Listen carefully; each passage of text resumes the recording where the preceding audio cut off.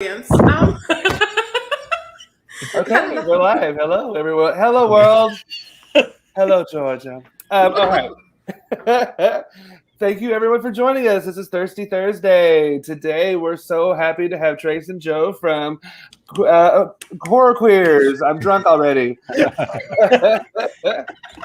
So, hey, it's not Thirsty Thursday if I haven't already had a drink before we go on live.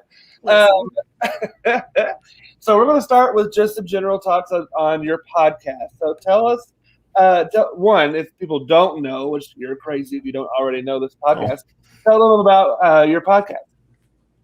Okay, so yes, we are the co-hosts of the. I always say it's not it's just Horror Queers. It's your podcast. Plug your own show. You don't even know our own title. Yeah.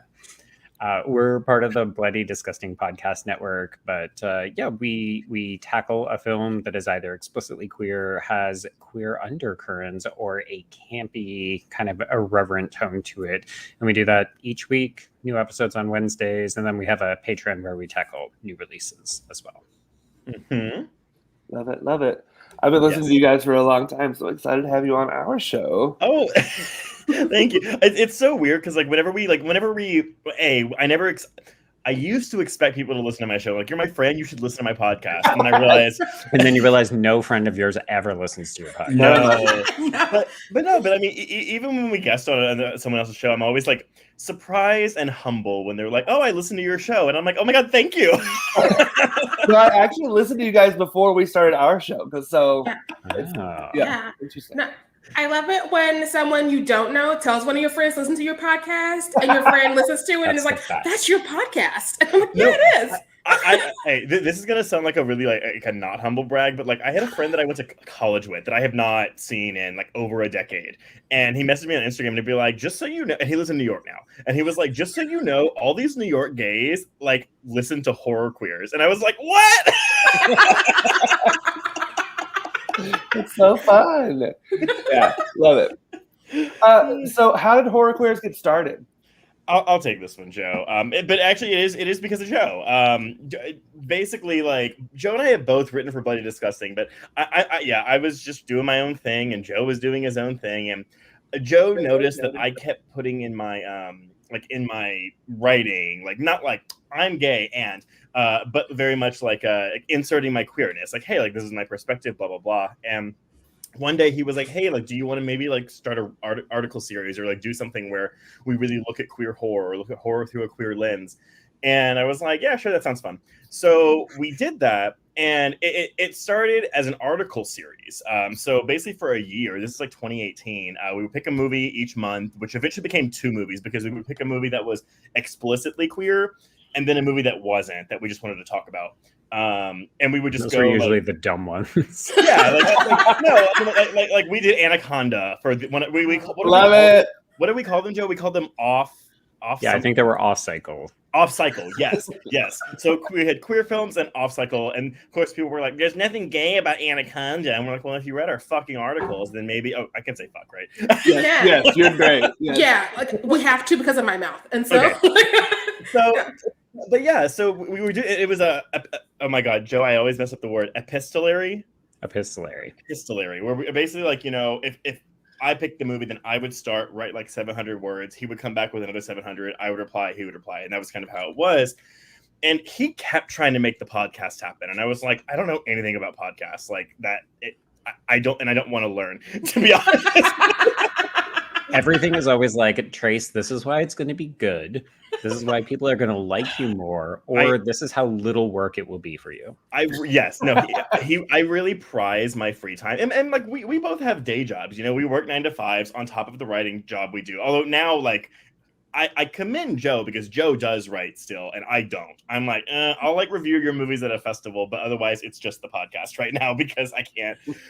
Anyway, long story short, after like a year, he convinced me to do the podcast, and we like went to our editors at Bloody, and we were like, hey, we would really like to do this. Would you want to like allow us to publicize it on your site, and like, you know, we'll be a part of your network, which at the time I think was pretty non-existent, right, Joe? Like, we were maybe the second podcast they had.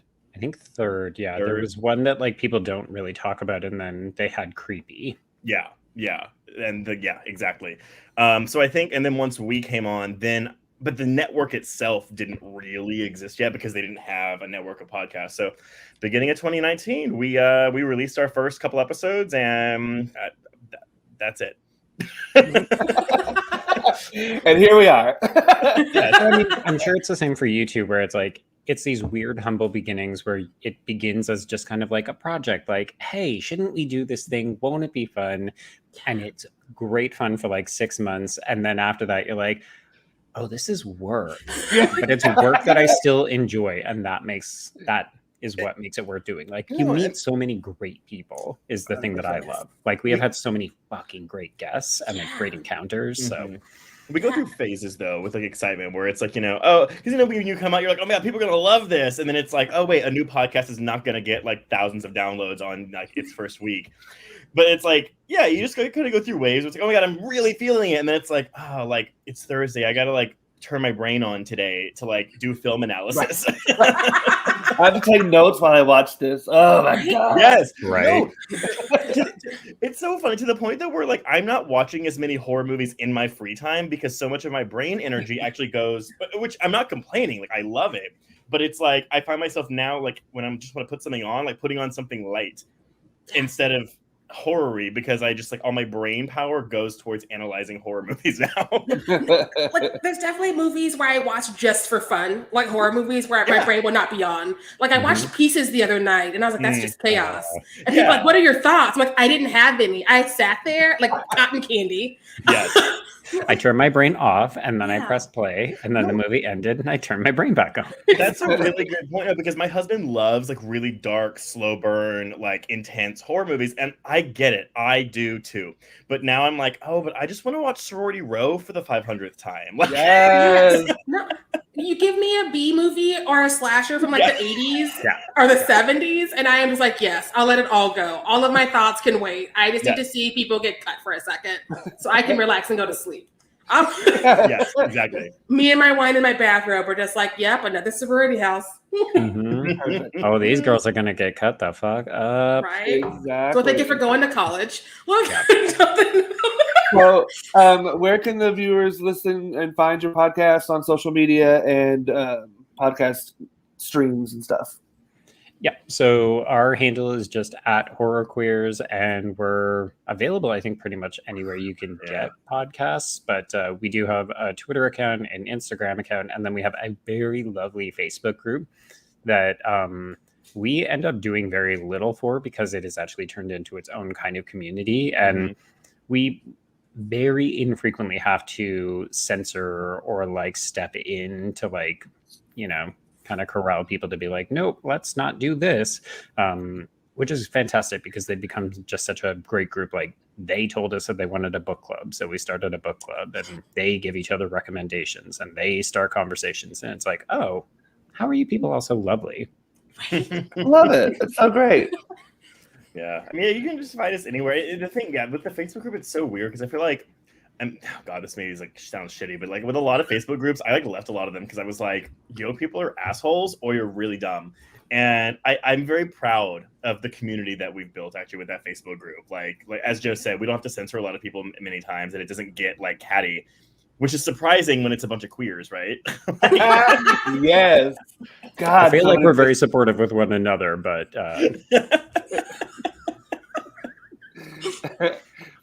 all right, so we're gonna steer away from the podcast a little bit and get your both individual stories and taste levels. So we're gonna start with Trace. We start with this with everyone. What's your favorite scary movie? My favorite scary movie is Scream 2, actually. Yes. It's I always like when I tell people that, especially even if it's like a nobody. Sorry, by nobody I mean someone who like isn't like a cinephile, who is just like, oh, I like horror movies too, but I like all, whatever. I'm always kind of like, oh yeah, I mean, it is Scream 2, and then it's always like not Scream 1, or it's like Scream sucks, boo, it's the death of horror, and I'm like, well, I mean, Scream 2 like takes what the first film did and perfected it, and it's a perfect sequel, and it's a perfect slasher movie, and I won't hear anything about it. So that is my answer. I love it. So are slashers your favorite subgenre? So it's kind of a tie, but it's between slashers and creature features, but specifically within creature features, aquatic horror. I'm really into water-based horror movies, be it with a creature or not, but I do prefer there to be a creature of some sort. Cool. Yeah. Less interested in Ghost Ship, more interested in Anaconda. Yeah. That's a whole other fight. I want entire like just nature gone wild. Because it's not often that a nature horror, like a creature feature, is really trying to scare you, right? They exist, right? But oftentimes they kind of delve into that horror comedy area, right? Because the mere concept of I don't know, arachnophobia, like spiders running amok and killing you, is simultaneously scary but also kind of ridiculous. But I do like it when they actually try to go scary. Like a legitimately scary creature feature is just they're a rarity, but I love them. Crawl. Yeah. I haven't seen it yet. Oh my god, it's so good. Sure, it's so good. It's so good. It's fun. It's a fun the ride. title was is this for me? Because arachnophobia is the most terrifying thing I've ever seen. I was like, don't do spiders. Yeah. And I watched it way too early. And I'm like, no, this is too scary. I want to go back to Camp Crystal Lake. That's safe. Arachnophobia is one of those movies that played on UPN all the time when I was growing up. All the time. And there's that shot in the beginning when the first guy gets bitten and they ship his body back home and they uncover the coffin and his body's been desiccated because the spider sucked all the blood out of him. And I was little watching that and I was like, oh my god. Because I was a baby in the 90s and we didn't always have cable. There was not always guides. Yeah. So you'd be flipping through channels and it's just spiders. And you're like, what? We need a warning system. We need someone to be like, hey, this channel has spiders. Do you want to see this? Yes or no? Yeah. Where's the parental block for that? This will traumatize you as a child. Don't go here. Don't go here. No. Filter out the spiders.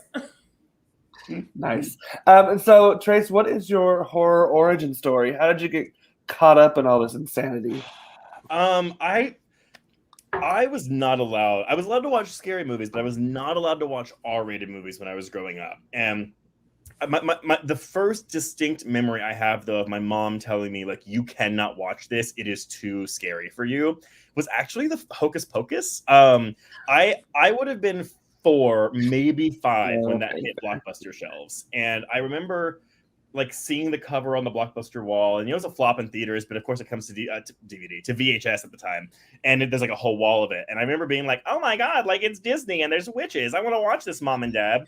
And I just remember they rented it and they said, well, watch it first because it's witches, because I grew up pretty Catholic.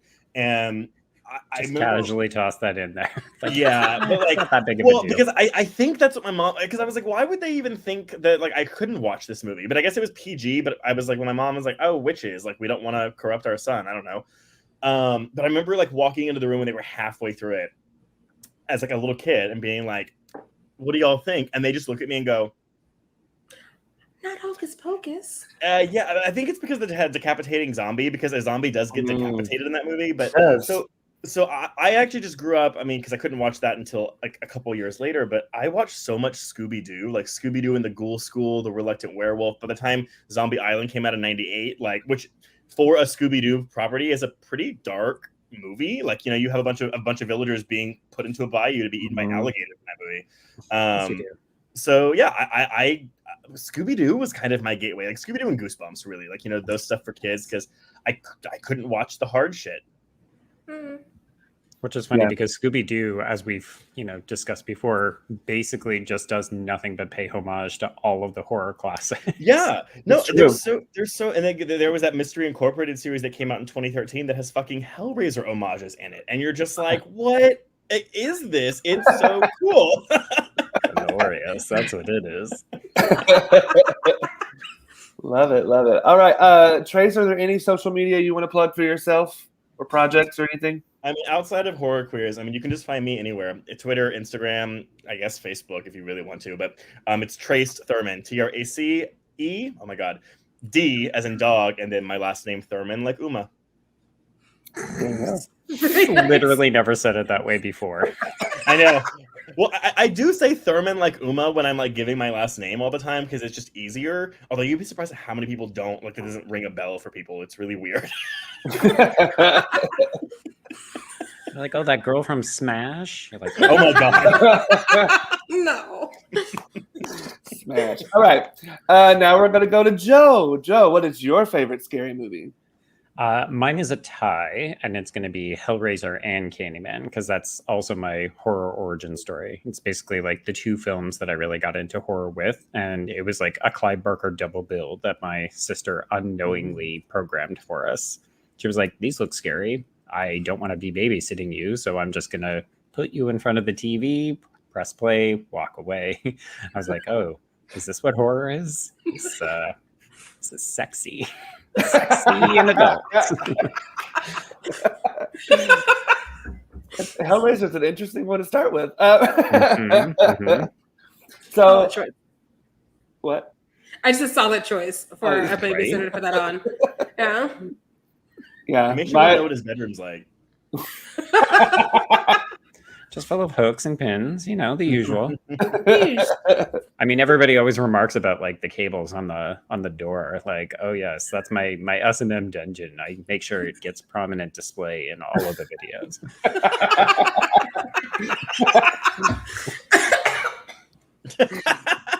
We killed Sharai. It's fine.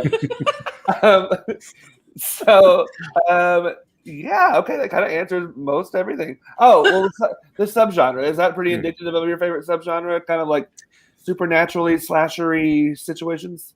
It's tricky. I mean, Trace and I spent a lot of time like discussing our sort of weird mutual interests, despite the fact that we're like nearly 10 years apart, but like somewhere in between. 7. Yeah, I guess that is nearly 10. Yeah, that's fine. I'm a big fan of I'm a big fan of slashers as well, because that was like the heyday when I was going to the theaters as a teenager. It was like Scream was immediately when I was like in high school. So I basically went to the theaters every week because there were all of these like second cycle slashers coming out. And of course I was watching things like the WB, and so I was like, oh my God, all my people from TV are starring in fantastic horror movies. So it was like the golden age of slashers for me. So I love those. I do also love aquatic horror and creature features. I'm partial to space movies, even though it's like a bit of a gong show. Like when you find a good one, they're really good, but there's a lot of shit out there. But it is one of the reasons why I'm such a big fan of like Hellraiser Bloodline, because it's like, oh, super eloquent, supernatural, but in space with like not great plotting. I mean, you grab all the space. You grab Leprechaun 4. You grab Hellraiser 4. You grab Jason X. You grab oh my God. Who else has gone to space? Critters 4. Did I say Critters? I don't know. Like you marathon those movies, it'll be fun. Like I mean, they're gonna be good, but like I mean, you're gonna need a lot. yeah. My thing is like I don't love the franchise entries to it, but you know, give me Event Horizon, give me Sunshine, give me even like Ghosts of Mars, which I was like, oh my God, it just celebrated its 20th anniversary. What the fuck? But that's like Joe and I, like at least when it comes to horror, do have very similar interests, and we only like really disagreed like and like hashed it out like a handful of times. But it's interesting, and that's why I mean, sorry, I'm not like trying to toot our own horn, Joe, but like I feel like that's why we work together, because as people, we really couldn't be more different. Like it's like in The Odd Couple, like he's the Felix to my Oscar, and so as people, we're very different. But with horror, for the most part, like, you know, we have the slashers, we have the aquatic horrors, but then he's really good with like the surreal, dream-like stuff and abstract. And I'm like, no, I like literal, straightforward narratives. Like, give me that. So I would describe it as like two pieces of a puzzle, where it's like we kind of fill in each other's missing parts. It's almost like a puzzle. It looks like I'm fucking my fingers. Love it. Joe, is there any social media you would like to plug? Yeah, so I have way less followers than Trace, so people should come and follow me and not him. So you can find me at B Stole My Remote, and that's the letter B. Nice. All right.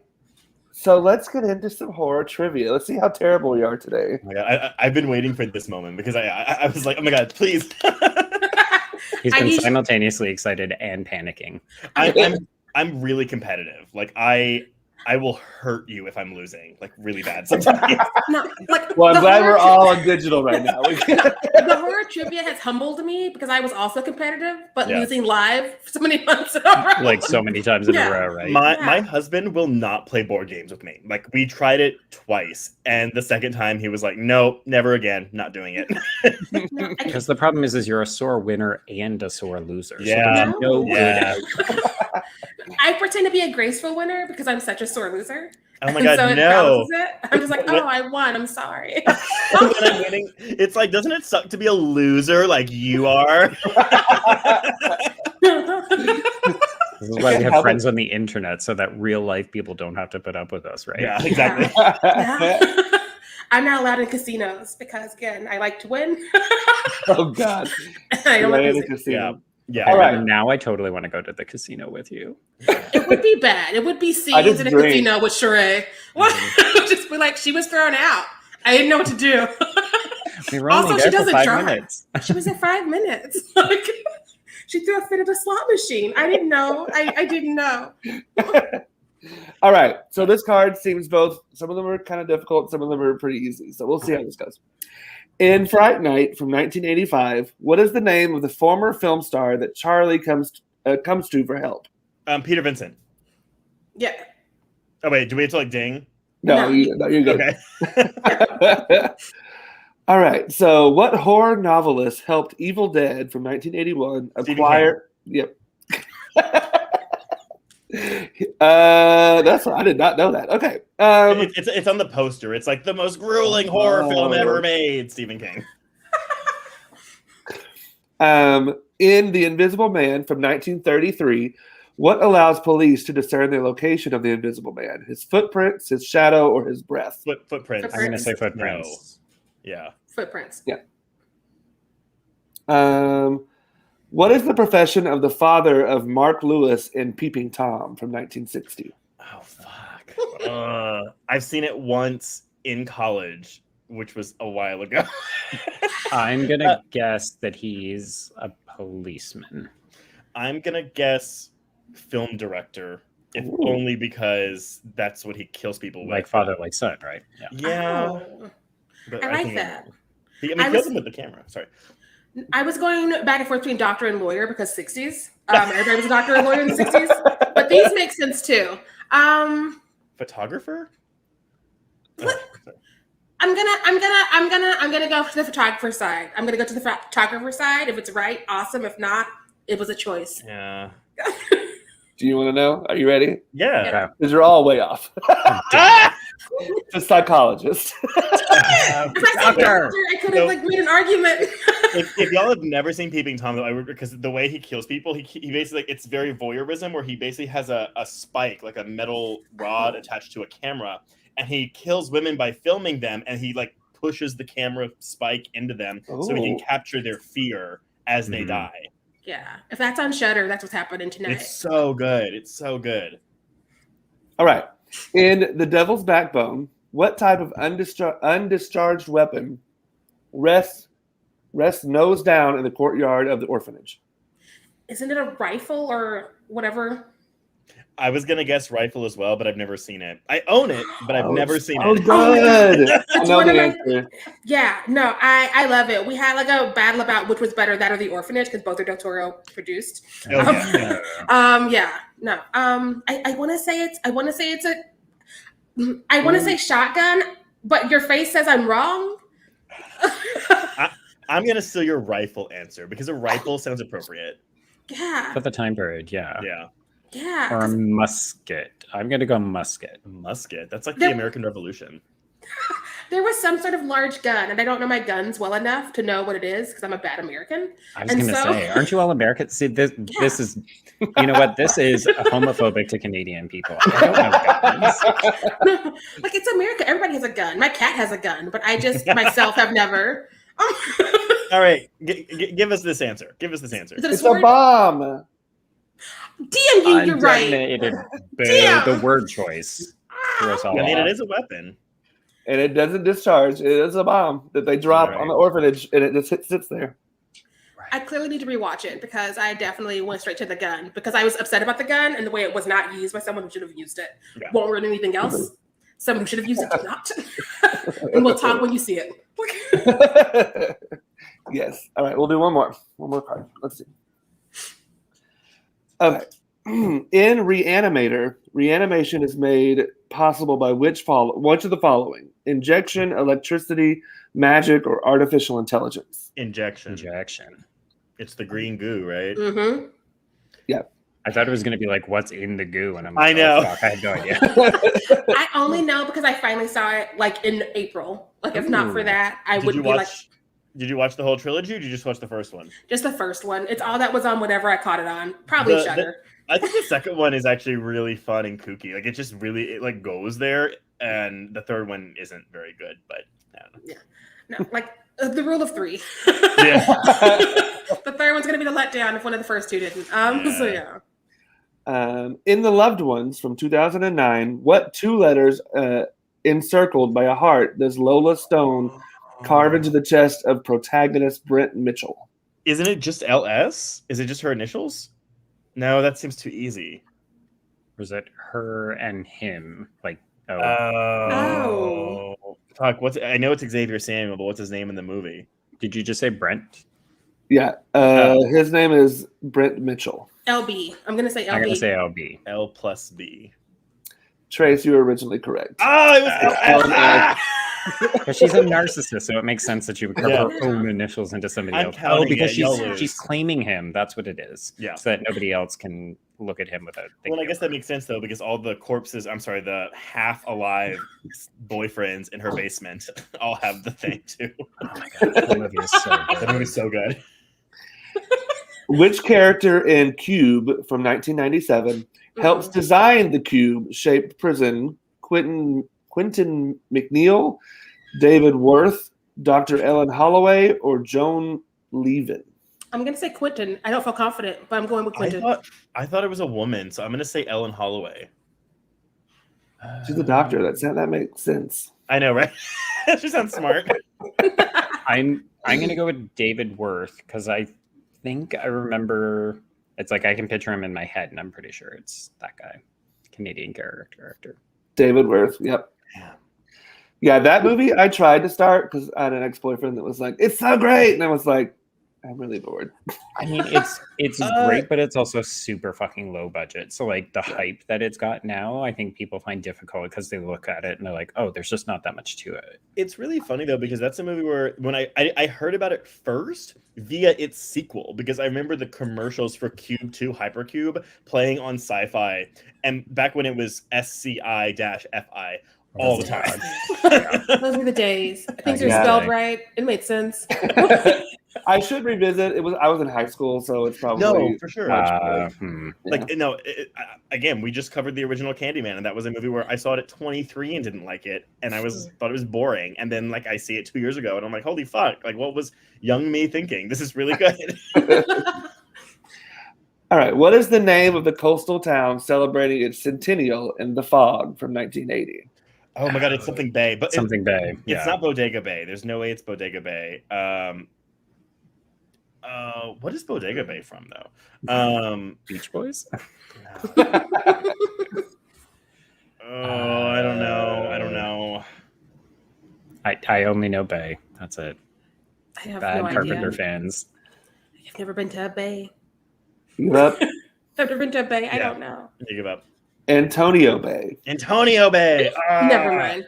Actually, no, because I remember the trailer for the remake. Like it has like the voiceover in the trailer, the terrible remake where it's like the people of Antonio Bay, and in Ghost Ship it's called the Antonia Graza. So it's like the same thing. Oh, but not. Antonia's lucky. Like being started in all the horror movies. All right. Maniac from 1980 is set in what East Coast American city? I don't know. I've only seen the remake. East Coast. I'm going to go with New Jersey. I'll take New York. Wait, are we asking for a state? City. American city. Okay, both of y'all. Well, you said New York City, I guess, but I guess Jersey City's a city, so there you go. It is. That's what I'll go with then. I'll say Boston. Yeah. I'll say Philadelphia. I don't know if that's right. It's probably wrong. Oh, Sharai, you're right. New York City. It's always New York. It's always New York. It often is New York, yeah. Yeah. Like when I was a kid, I was like, everything happens in New York. I need to go there. Yeah. All of my favorite horror movies. If I want to die, I should go to New York. Right? They're Connecticut, apparently. And New York is cooler. Northeast is wild according to horror films. Listen, Especially Maine, if you're a Stephen King fan, nowhere in Maine is safe. Yeah, that's true. Yeah. I've never seen this movie, so I have no idea. And it's a foreign film, so we'll see. Okay. In Deep Red from 1975, during what holiday does the murder in the drawing of the screaming child take place? So look, I don't know, but I will tell you right now. I have seen this movie twice, and I do not like this movie. And I realize that all these Argento heads are going to come after me for saying this, but that movie is boring and makes no fucking sense. Okay. Granted, you're wrong on the first part and correct on the second part. I did see the long, like there's a cut that's like 20 minutes longer, and I think it's maybe the European cut, and that's what I watched. And I was told if I watch the American cut, I might like it more because it cuts out a lot of the Sorry. Anyway, I don't know the answer to this question. I don't care about the answer to this question. I watched it in spring, and I don't know what I saw, so I can't even pretend. I want to say it's a winter holiday. Can we just say winter solstice? And I'm going to say Mother's Day. Okay. And I'm saying Christmas. Christmas? Yeah. Sharai, you agree with Christmas? I'll go with whatever the winter holiday is. That's New Year's. Do New Year's. Oh, yeah, New Year's. That's a good one. Okay, well, you got it wrong now, Sharai. Joe, you're right. Christmas. Yeah, that's a setup. I will say, for anyone hating on me right now, I do like the score for Deep Red. The score is really good. Oh, sure. Everybody loves Goblin. Come on. I hate the movie so much. It's so boring. I never want to see it again, ever. But here's the thing, like Giallo are such a specific thing. Like you have to be willing to go into it and acknowledge that the movie may not make any fucking sense and be okay with that. And here's the thing, because of how Scooby-Doo was my gateway horror, like that got me into the whodunit, which is why I like Scream so much, right? Because I love horror movies where it's a who is doing the killing. And so Gialli should be for me. Like that should be my cup of tea. And I think the reason I hate them so much is because I'm just like, why don't I like this? It's because they don't care about who the killer is. Like the killer is never the interesting part of a Giallo. Because it usually doesn't make any sense because it could be anybody. Yeah. It's like fine cuisine. And I am like, I just want a McDouble with a milkshake. Yeah. So I admit I'm the problem in that relationship. I can own that. Yeah. Okay. I am too, but I'm still gonna hate them. Oh yeah. No, like I definitely told him to lose my number, but I get that it's also my fault. It's about you, not him, right? Right. All right, so let's start talking about what horror content we've been watching this month. Trace, you want to start? Yeah, I'm going to my Letterboxd diary right now. Let's see, what have I watched? So I actually just watched Neil Blomkamp's new movie, Demonic, that has been butchered by critics to the point where I was like, I'm not gonna watch this fucking movie. And then my husband, a lie. He is fucking lying right now. He was 100% like, I've heard it's not good, but I'm gonna watch it. No. But A, I never said that. B, we were gonna cover it for the Patreon, but then we didn't. We picked something else instead. And so when I was like, I don't have to watch it for the podcast, and now it's like 13% on Rotten Tomatoes. I'm not gonna give it a chance. But my husband wanted to, so I was like, you know what, fine, put it on. I liked it. He likes trash. Just no. Here's the thing. The first half of this movie, I was literally like, I think this is really good. Like, I don't understand. It must like fall off a cliff at some point because I am like really invested. And there is something that happens about halfway through that you're just like, this is fucking stupid. Like, I cannot believe this is a thing. And to the point where the movie rolls with it. Like, it takes up the back half of the film. And it makes it a less good movie, but not a less watchable movie. It's very much like, I've never seen a movie go from like so serious and creepy to so stupid and ridiculous that fast, but I almost admire it for that. Because it's so fucking confident in its ability to like sell this stupid thing that it's trying to sell you that I'm like, good pat on the head. Good for you, Neil Blomkamp. I guess that is one of the things that we have come to consensus on is we are more willing to give films that like swing big, even when they swing like really fucking badly. If you're trying something different and unexpected and weird, but you're not quite nailing it, we're far more likely to be like, okay, good for you. Yeah. Like, I will say that so many of the reviews were like, oh, the virtual reality world looks so gross, blah, blah, blah. The virtual reality world is 3 scenes, 2 of them in the first act of this 90 whatever minute movie. Like, it takes up less than 10 minutes of screen time. So all these reviews are like, the virtual world is so shitty, you spend so much time in there. No, it's 3 scenes. It's fine. Like, get off your high horse. I feel like a lot of times it's very Emperor's Clothing. And so people are like, well, so-and-so didn't like it, so I'm not going to like it either. And it's like, you could be your own person. Like, I was at Fantasia Fest, and like a lot of people were just like shitting on the same movies, and I'd watch it. I'm like, this is better than a lot of the things you say you love. I mean, and if you don't like demonic, it's totally fine. It's just one of those things where I saw F's given to this movie, and I was just like, I have seen far worse things than what this is. Like, right. I don't even know if I would call demonic good, but I was entertained from beginning to end. Which is like, sometimes that's all you want, right? Like, it doesn't have to be a great film. Sometimes it can be a bad film. It can't be film. As long as it's entertaining. As long as you don't regret wasting your time watching it, right? But you are right, Joe. There's not really enough to feel like an hour-long podcast episode about. Like, it's just. I mean, unless you really want to talk about like an army of priests with machine guns, like then we can go there. That could be 5 minutes. Yeah. Yeah. But yeah, sorry, that was a lot of time spent on me. So sorry, it's one movie. There you go. Bye. Joe, what have you been watching? Well, like Sharai, I've been spending time at Fantasia, so I've been watching a bunch of films that no one will know and will not hear about for like another year until they maybe come out on a VOD service. But several of them have been pretty good. Some of them have been hot messes. It's like classic Fantasia. Like, the gamut is all over the place. It's one of the reasons I love that festival so much.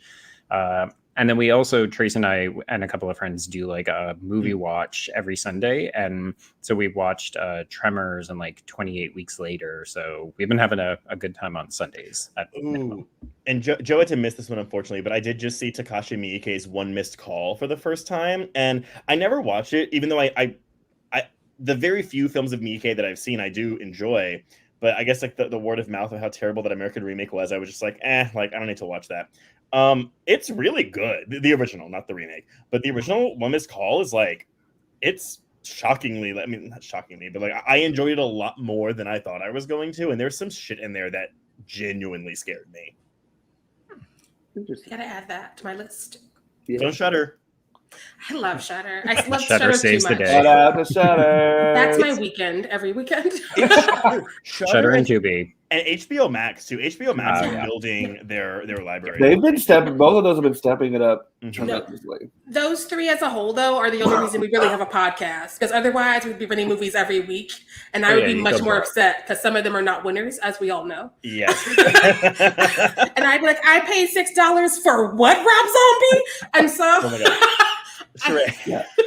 One day I was really morbidly curious, and I was like, I've never seen an Uwe Boll film. You know what? Why don't I marathon House of the Dead, Alone in the Dark, and Blood Rain one day? So I watched all 3 of those movies. And none of them were free, so I rented all of these movies. Oh my God. Who hurt you? But you know, it turned out to be fun because I was watching it by myself, so I was just alone cackling my ass off. And I'd be like my husband, I was like, Ari, come in here, please, just look at this thing. Look how stupid this is. Yeah. Oh my God. Sharai, what have you been watching? Now that I'm done with Fantasia Fest, I found out that I was lied to as a child and had not seen the original Amityville. I saw one of the sequels. I finally caught that lie, so I fixed it immediately this weekend. Did you like it? More than the remake, yes. I think the remake's better. I think Ryan is more my type, but I don't think the movie as a whole is better. I think the man has been made better for me personally. That's fair. Yeah. But I was like, oh, this is cute. Which one did you see as a kid? I don't know. I have to do the whole series because I walked in on something as a kid. We'll never see you again. You'll be gone for 2 years. There's like 19 There's 20 of them. No, one of them is in 3D, and I'm like, oh no. So we're gonna do this slowly as I find them because I'm not gonna pay for a lot of these. Yeah. 19 movies. There's gonna be more misses than hits. Oh, you know what? They probably have one of those $10 DVDs that has like, because I have a Children of the Corn DVD that I paid $3 for that has like 9 Children of the Corn movies on it. So I'm like, one day I'll go through those.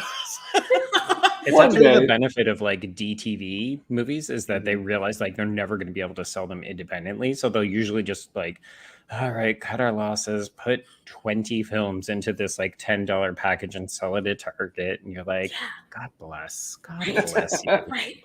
No, I'll probably never get to all of these, but I want to. No, I will. Yeah. It will probably sit on my shelf. I will never watch half of these movies, but I can say I own them. I'm telling you right That's now, all that matters. I have had like 3 people come to me for Amityville, like, oh, you need to watch the About Time one. And then I've had so many people be like, oh, Children of the Corn 3 is where it's at. And I'm like, who? No. What? Those people are lying to you. I don't remember all the Corn sequels. I don't remember all the Corn sequels, but I know 3 is not the one. 3 is not the one. No, maybe go like this together. I don't remember. There's a bunch of kids and there's corn. Like, there you go. I don't like kids, and I'm indifferent to corn. So I was like, why am I here? Why, Steven? I don't like corn. I don't like children, and I don't like rural America. What am I doing in this franchise? I apologize, rural America. You're fine, just not in a Children of the Corn movie. There you go. No one asked for that. Or 4 or 5 of them in a remake. No. And how it rolled religion into it. Strangely, I don't even. Yeah. I mean, that many kids and that much corn, religion was somewhere afoot. So I'm happy they went ahead and connected those dots. Yeah, either butter or religion, one of the two. Sometimes both. Oh my God! You know, it's not horror, but the movie Butter is really, really funny. Get out of here! Start your own shitty Jennifer Garner podcast, please. Oh God! Jennifer Garner, Hugh Jackman, Alicia Silverstone, Olivia Wilde. Like, it's a dark it's a good comedy. cast, but it's an interesting cast. No, it is. Olivia Wilde calls Jennifer Garner a cunt, and it's awesome. Okay, that's probably like 5 stars just for that. No one can trust you when you say things like that. I just want that. A woman said the word cunt. Sorry. No, like 5 stars. It's an underused word, if you ask me, because we don't use it enough. At least the right people don't. In horror, I should say specifically. The right people, correct. But sometimes I'm just like, there's only one word for her. And they're like, you witch. And I'm like, you went for an R rating. Go ahead and give me the C word. Oh my God, right? No, when it's an R-rated movie and we get frickin', I'm just like, no one says that. You know you're getting an R, just fucking say it. Yeah. Go for the R. Go for the gold. Like, if I'm getting an R rating, we're going to hear the word cunt 3 times at least. Turn it. Like, it might be called cunt. It's like, why? Why is that? Oh my God, a horror movie called Cunt. I want it. They're gonna make it in Britain. Britain or Australia is gonna make the movie Cunt. Like, that's what it's gonna be. Yeah, and then in America, it's released under the title Witch. Right now, I'm gonna be like Cunts of Eastwick. Scene 1. And they'll be like, we can never produce this. And like, that's fair. I wrote it. No, you just asterisk out the U, like that show Kevin Can Fuck Himself. That's all you gotta do. That's a new cute way of getting around the words. Yeah, it's perfect. So I've been watching, as I said before we got on air. Poor Trent. Trent is like, can I just please finish this up? So yeah, no, I was started the newest American Horror Story season, and I got to like 4 minutes to the end of it, and then I had to get on here, and it's interesting, strange. We'll see how this goes. I mean, did you like it? I tentatively liked it. Okay. It took some turns that I was not expecting, and a lot of my issues with American Horror Story seasons past that I didn't like is because it got a little predictable and a little stale. And so this time, I'm already seeing monsters, and it's the first episode, and like, okay, where are you going to go from here? But we'll see. Might be a silly question because I know they're doing the double feature. Are they doing like the first 5 episodes is aquatic, the second 5 episodes is UFOs, or is it like they're flipping? So episode 1 is one, episode 2 is another. Yeah. No, I think you're just doing 5 and then switching and then 5. Gotcha. And I would not do math.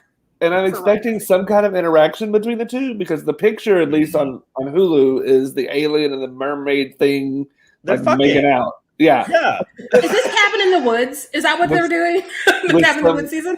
With some pills that have just been introduced. Anyways, it we'll see. I will let y'all know further. I'm gonna say it's American Horror Story. It's way too early to tell. Next episode could be the one that goes off the rails. Who knows? Yeah. And then so the last Monday's episode, me and Amanda Espinosa, we covered the remake of House on Haunted Hill, and I remember that there was a sequel. So I was like, I need to see the sequel because I remember liking the sequel, and it. No. Okay, I will say this because I did not like the remake at all. It was just I was bored most of the time. There's at least more things that happened in the sequel that I was like, okay, that person. There was more deaths and more like violence. That's how my cooking is described, so I don't feel like either are necessary. No, definitely not. And the plot is like really forced, as most sequels are. But like, I don't know. There was at least more action and more violence. Wait, I'm sorry. I was changing my microphone input when you said what movie this was. I was going to say, be careful, Trent. Trace might come for you when you confirm what you were just saying. What? Yeah. So he does not like the House on Haunted Hill remake. Wait. But you like the sequel? No, I think the sequel is slightly better. Okay. I mean, you know what? I do really like that remake. But I won't begrudge anyone who doesn't like it because it's not a heart film for me, right? Like if you were sitting here saying, "I know you did last summer as a piece of shit," I'd be like, "Go fuck yourself. I'm leaving this chat." 100%. So for me, with the first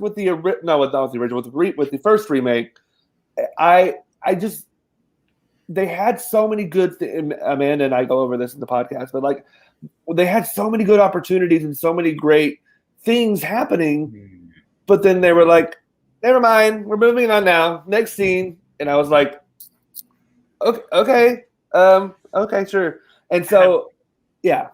Have you seen the original? Bits and I watched it a while ago. Yeah. No, yeah. I mean, like, I had never seen it. We covered the remake for our podcast. It was, I think, Halloween 2019. But I was like, oh yeah, let me watch the original for the first time because I had this like 100 horror films classic DVD set that I guess I'd had since I was like younger, and it was just one of the ones on there. I actually like DVDs, $10 at Target. Yes, exactly. But like watching. So yeah, I had seen the remake like a bunch because that was also one that played on TNT or TBS like a lot when I was growing up. I was saying, yeah. I will say that watching the original and seeing how they updated it actually made me like the remake more. But with those Dark Castle films, like that is because they all started as remakes of William Castle movies, but that is the one that is like the closest in plot to the original film. Like 13 Ghosts really kind of does its own thing. What was after that? Like, they stopped after that. Yeah, but Ghost Ship is in William Castle, right? But it's kind of, but that's a remake of another movie called Ghost Ship. It has nothing to do with Ghost Ship. Like, it's, right. So I don't know. I mean, it's fine. I don't hate you, but and also we were watching this post the whole like news about what's that actress's name that we now know is pretty Allie Larder. Allie Larder. So I was like, what did she put Taye Diggs through in this film? Because oh my god, right? No. When that essay came out, I was like, it makes sense because I was watching Heroes as it happened, and I was like, that was bulletproof. How did he get shot? But they stopped using her character in Heroes. Like she must have been a total cunt on set because they just stopped using her character. But see, for me, she'll always be Brooke Wyndham from Legally Blonde. Like that's just who she is. and I can't get rid of that film. Yeah. I remember her being one of the girls Paisley had a crush on in Dawson's Creek, and so I already had issues with her. Because Joshua Jackson was going to be my husband. I was going to say, you were like, get away from him, you bitch. Right? I was like, do you know how many B Canadian movies I watched for Josh Jackson? You're just going to waltz in here because you're blonde. And then like him and Andy got it together, and I was like, fine. Perfect. All right. So now we're going to transition and talk about some of our favorite films by queer creators. Oh my god. Joe, what's yours? Or some of yours? Whatever. Yeah. Okay. So I think Trace and I are co-sharing. Yeah, we'll co-share because, admittedly, one of the things that was frustrating So we knew you were going to ask this, and we were like, cool, let's put our heads together. We're going to come up with an absolutely great list. And then it was like, a lot of the best queer films are not done by queer people. And that's incredibly frustrating. So, so I will give a shout out to Hellraiser, because obviously Clive Barker, genius. And then Traceology walk through the rest of the list there. I mean, look, it's kind of modern, but like I love the Happy Death Day movies, and that's Christopher Landon, queer director, and he touched up the script for the first one, which was written by an asshole, and then he actually like wrote the script for the second one, which people don't like, and I think it's a hoot. It's just totally different from what the first one is, and I think if you watched Happy Death Day 2 and you were like, that wasn't what I wanted, then you really should give it a second chance and watch it on its own terms, because I do think, and I've rewatched it like 2 or 3 more times since I've seen it, and I just think it's a very sweet, lovely film. It's just not really a horror film. Yeah. That was him calling me out, by the way. No, it's honestly not even you as much, because I mean that was definitely a film we disagreed on pretty strongly, like when we covered it. But I've seen like you were at least like not a total dick about it. You were just only a partial dick about it. But I've seen people be real assholes about Happy Death Day, how it's not even a horror movie, and and I'm just like, shut. It's not trying to be. It was a good time. I mean, obviously, the entire Child's Play franchise, created and written by Don Mancini, and then of course the last like 3 or 4 entries have been directed by him, and we have the show coming out, which he is pretty much in charge of, and starring the protagonist is going to be a queer teenager, which I'm just like, holy, like, again, like what? When was Child's Play? 1988. Like, who would have thought in 1988, in the year of our Lord 2021?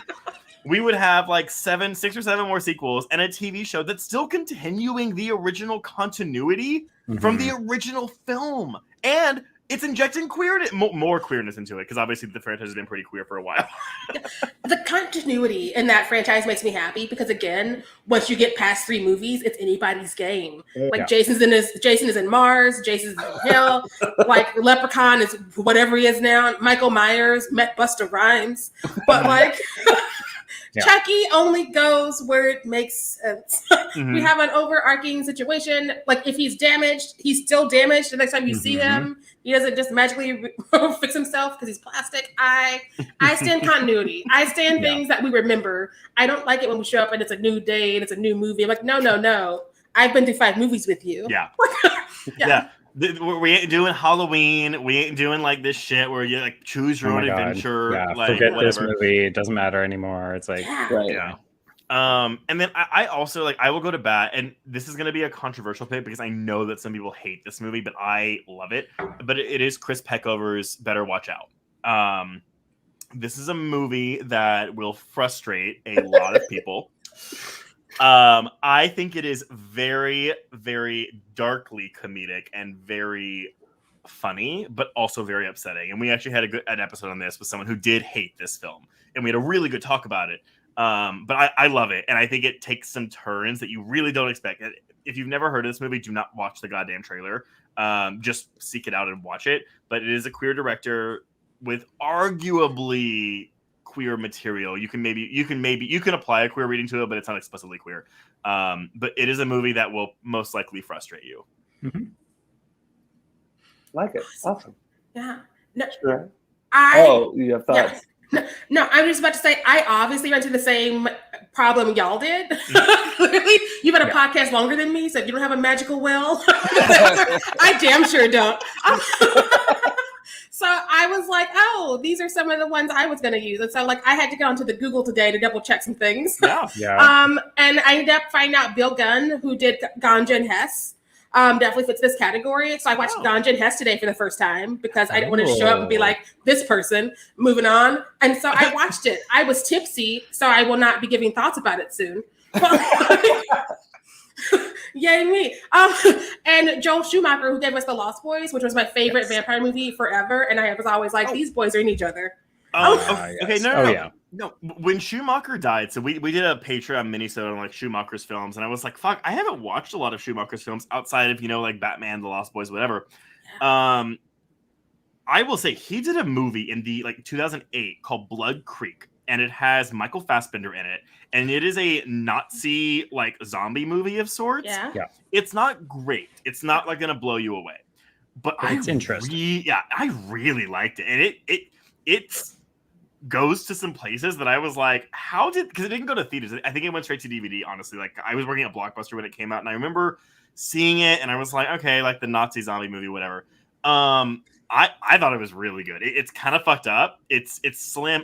I think it's is it Wentworth Miller who's in it too? I think maybe it's Wentworth Miller. Was that before or during Prison Break? It would have been just after, I think. Just after, I think. Yeah. I think it was Wentworth Miller, but maybe I'll Google myself on that really quick. I'm sorry. Michael Fassbender. It's Dominic Purcell, not him, and Henry Cavill. I was going to say, I thought Cavill was in it. Yeah. This was like the X-Men before the X-Men. Yeah.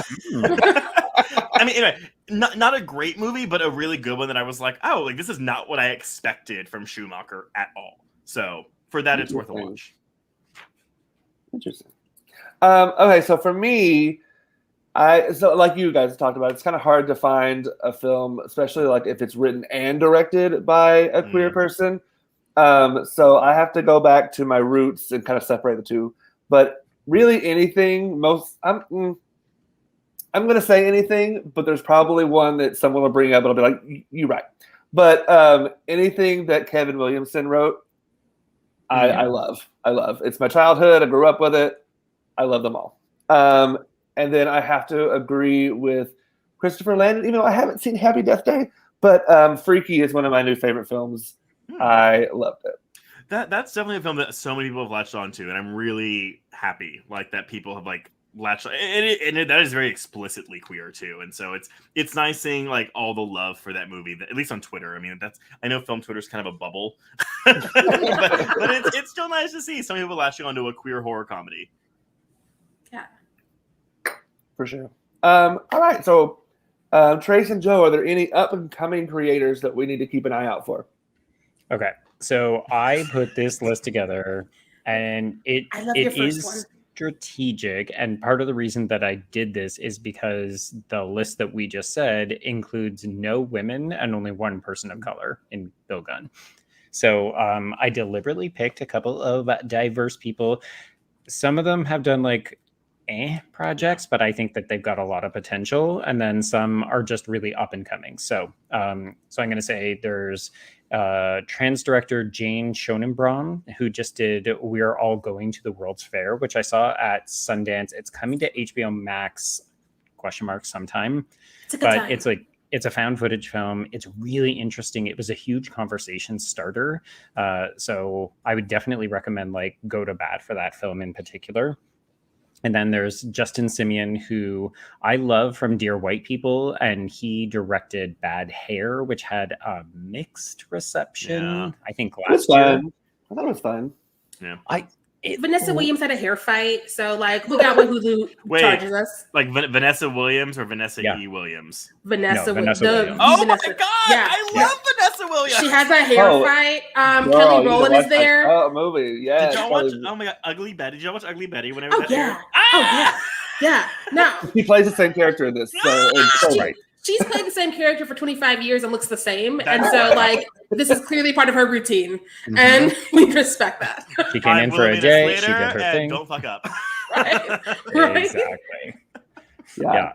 And then the final one is Angela Robinson, who is going to be directing the remake of The Hunger. So lesbian director of color. And I really hope that The Hunger is like gay as fuck when they do Have y'all seen The Hunger, the original one? No. So that's one of the very first films we covered on our article series, like before the podcast even existed. And I was wary going into it because Tony Scott and me, I'm like, oh, like he's so many oranges and blues. Well, and he's kind of like a bro, right? Like he's known for his action films, and you're like, oh, so this is an artsy lesbian vampire film? But I really, like, I dug the shit out of it. Like, I was shocked at how much I liked that movie because I was not expecting to really enjoy it going into it, and I really liked it. Yeah. Netflix. It looks like a perfume commercial for about an hour and 40 minutes, but it's like a sexy as fuck perfume. But the narrative is pretty. I mean, it's kind of like dreamy and surreal, but the narrative is very straightforward. Like, it's not like I was expecting it to be a bit more weird, and it is weird, but it's not like that doesn't make any sense. It's not confusing weird. No, not at all. Good. Yeah, Gotcha. I'm excited to see that. Mm-hmm. Yeah, I love that list. Definitely people to plug into our brains to keep an eye out for. All right, so one thing that we always like to talk to people, our guests on Thirsty Thursday about, so that we can start getting our gears turning in our heads for future episodes.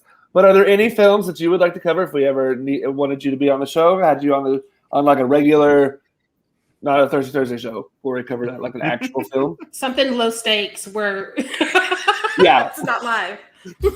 not the Haunted House on Haunted Hill remake. Yeah, no. Just the sequel. Just the sequel. Yeah, we can cover the sequel. I'll talk about it. The sequel does have a good death where like a girl just gets her face like Sliced off.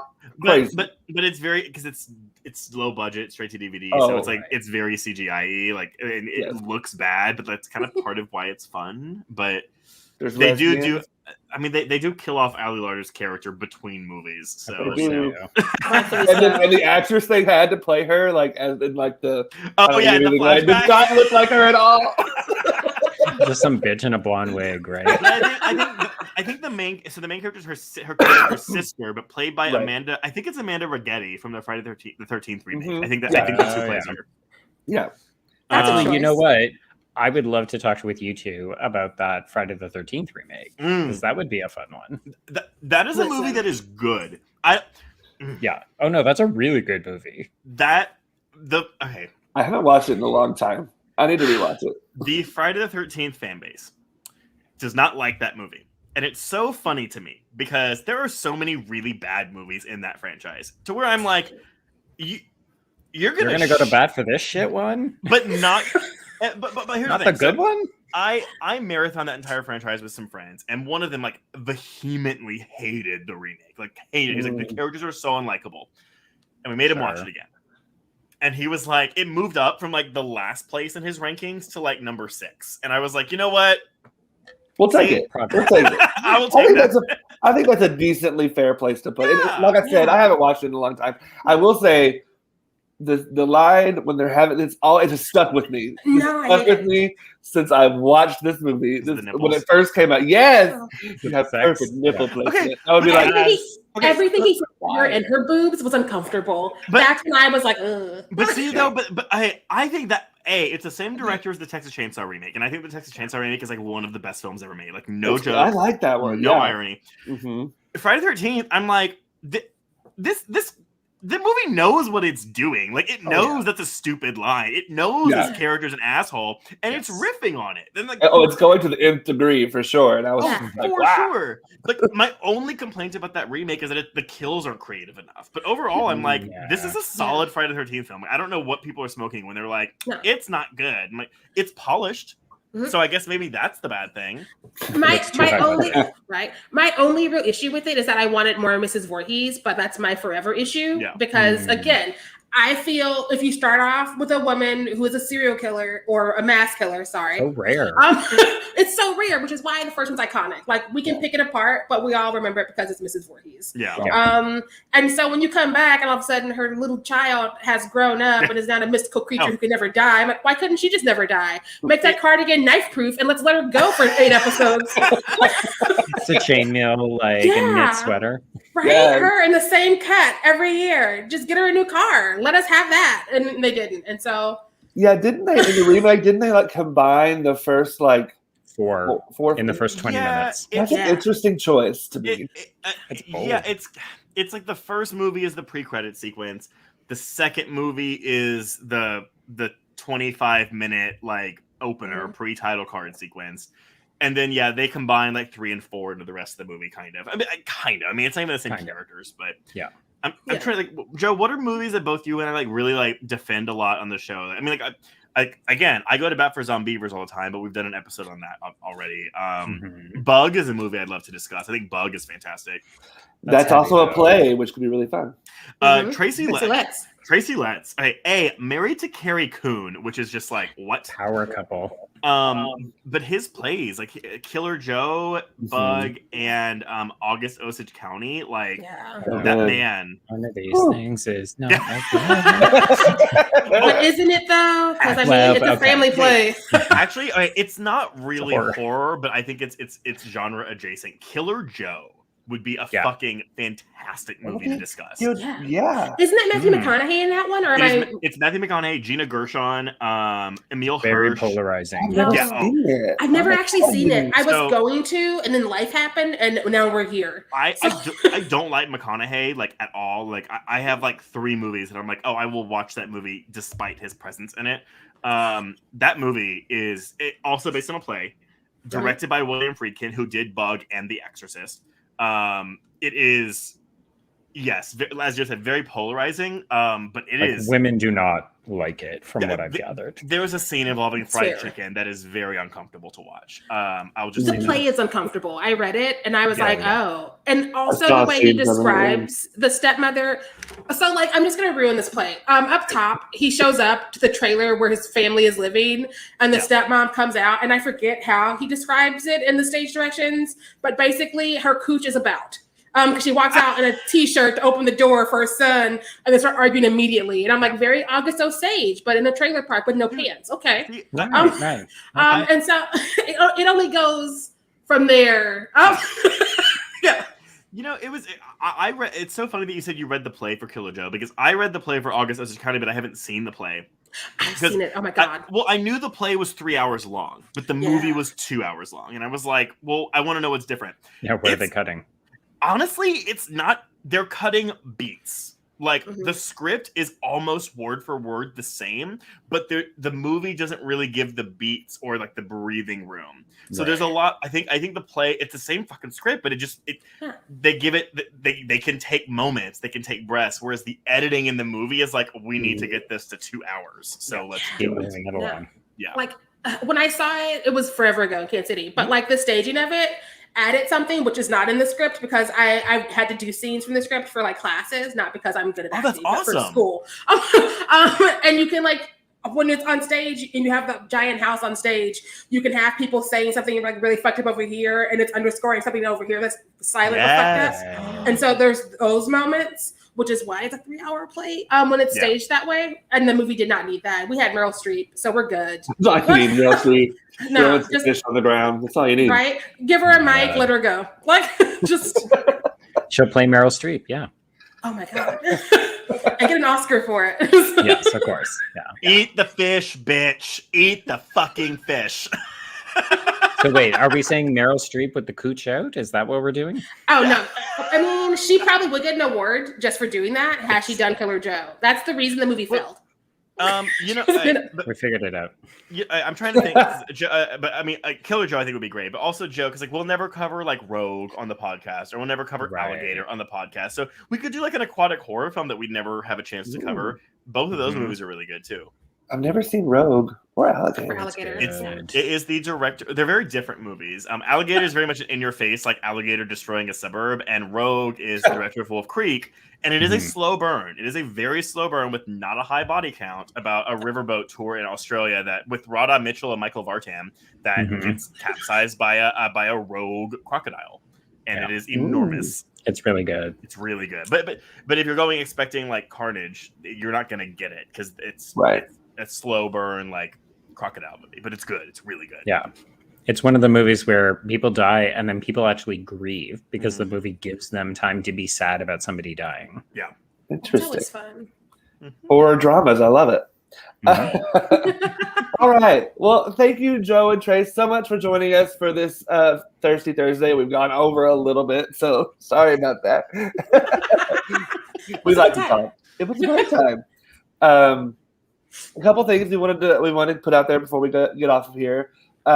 We are continuing our Slasher Sundays this Sunday. Sharai and Jamie are covering the newest fourth season, right? Yeah, fourth season of Slasher, and it's the fourth There 4 you and go. 4s. Easy to remember. How are y'all liking that so far? The kills are did you see this last week? So I've seen the first episode, Seen the first and one. that's it. Yep. I don't want to ruin the third Okay. episode, but there is a I've heard the moment. deaths are good. The deaths are so fucking good. Also, there is a moment that is just fun, and I feel like they put it in there just because they read my diary as a child, and so I was very much here for that moment. But I don't want to ruin it for you. And if I tell you even the room it happens in, you'll be like, "This is it." And I don't want to oversell it, but I loved it. Nice. Yeah. But yeah, they'll be doing a watch party for the 4th episode at Sunday, 1 p.m. Central Standard Time on Clubhouse. And if you're not on Clubhouse, you need to get on Clubhouse because it's fun. It's a new little social media app thing. Yeah, it's fun. We also somebody likes it. there's Hold please. a comment. I'm distractible. We also are starting our 3rd season. We decided tonight because we hit a milestone yesterday. Yes, hit it. congratulations. Thank you. So, We hit it. 10,000. Right? I was not expecting that this month, and so we did not have extra content. So we're just going to start the new season tonight because you know what we do? We adapt. All right. On the flex. I love it. Yeah. So we're going to drop it as soon as we end this. Check your feeds if you are awake tonight, y'all.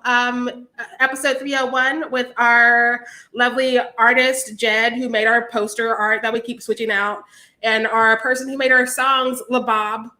So it's a good one. It's a good one to reset to if you're getting familiar with us. Yeah. It's also our first production meeting because we've never all spoke in the same situation. Pandemic. Classic podcast. We've Right. only met over email. Right? Exactly. It's like, now that we're all here, what do we like that we're doing and what could we do differently? So yeah, we'll be looking for Fear Street 301 in your podcast feeds. Again, thank you so much, Joe and Trace. It's been so fun to have you on for Thirsty Thursday. And make sure you stay fierce out there. Bye.